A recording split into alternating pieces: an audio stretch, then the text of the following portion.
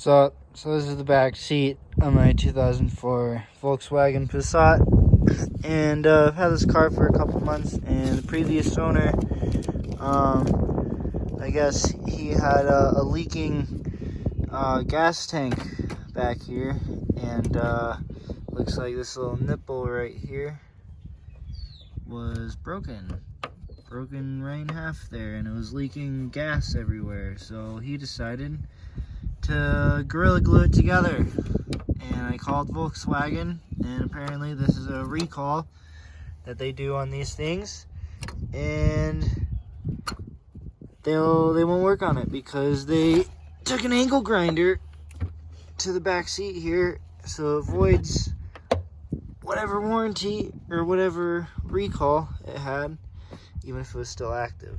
So this is the gas tank under here, and to replace that you have to take off the entire rear suspension, drivetrain, everything.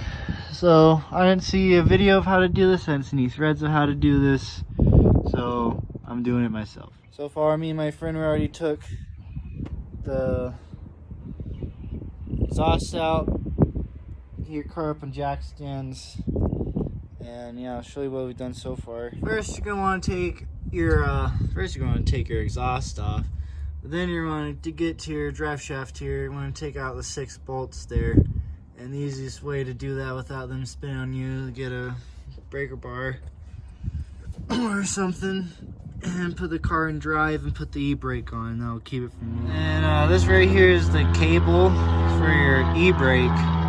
So after you take your drive shaft out or get that disconnected, you're gonna want to get that out. I'll show you how to do that. So you're gonna want to get a flathead screwdriver and put in this little bracket right here for your e-brake cable. And once you have it kind of wedged in there, I'll readjust mine. I want to push it down so it's kind of engaged. You just want to go ahead and maneuver this cable out of the way. You kind of use your finger to get it in place, and then use the other screwdriver, and boom, it's free. Slides right out. And then you gotta take it out of this clip.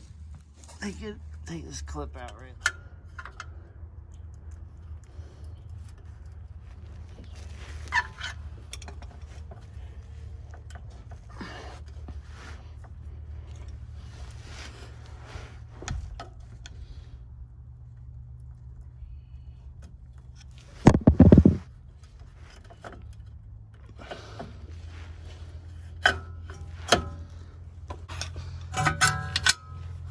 Pull it out.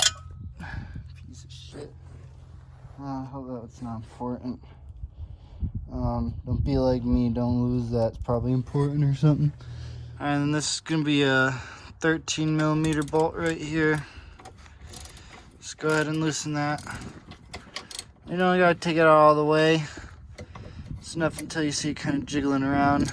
And should be able to just pull it right out. There it goes. There you go. Your e-brake is disconnected. You want to take the brake calipers off on both sides as well. So we got the caliper out of the way, tucked it over here. So then you get the caliper out of the way.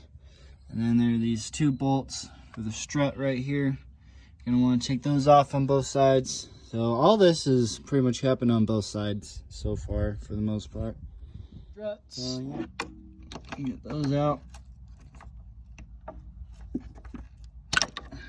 Can't do this with one hand. Alright, drive shaft disconnected and everything, but the easiest way I found to get that off, I got both feet under.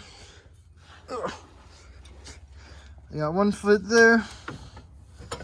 I grab the drive shaft with both hands. Hopefully you can see this. Grabbed with both hands, and I just pulled back, and then it should come apart for you. Might be a lot harder, might be a lot easier.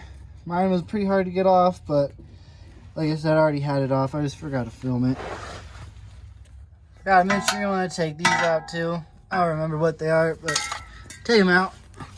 Then once you got those out, once you got your e-brake cables out on both sides, make sure you're doing most of this on both sides. You know, your drive shaft disconnected. I'm pretty sure it's just these 1, 2, you can kind of see that one, 3, and 4 bolts.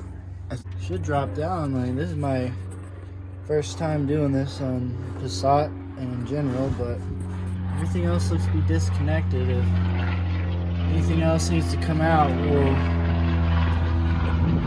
get talking about that. It'll be a diff mount or something. We'll see. After you loosen those 4 bolts, you're gonna want to take a jack. You want to crank it up and put it on the diff, on your differential. After that, me and my had 2 friends helping me. Started to drop it down, we had it like this, and we just scooted the whole thing over sideways, and we just dragged these wheels down. So you guys might have to figure something else out for that. That might work for you. That's what we did.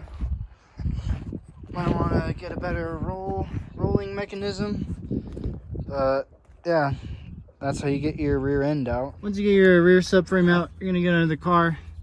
There are these 2 heat shields on both sides. You're gonna want to get those both off. On each side, there's just some clips holding them in right here. Some clips.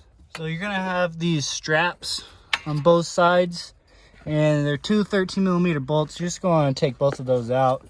And after that, you should be able to drop the tank down and just start pulling all these lines off, disconnecting it from the hose clamps, taking all those off. We just cut some of these off. This is what we're putting back into the other car, but yeah, that's pretty much it. It's actually a lot more simple than I thought it was gonna be. So yeah, there you go.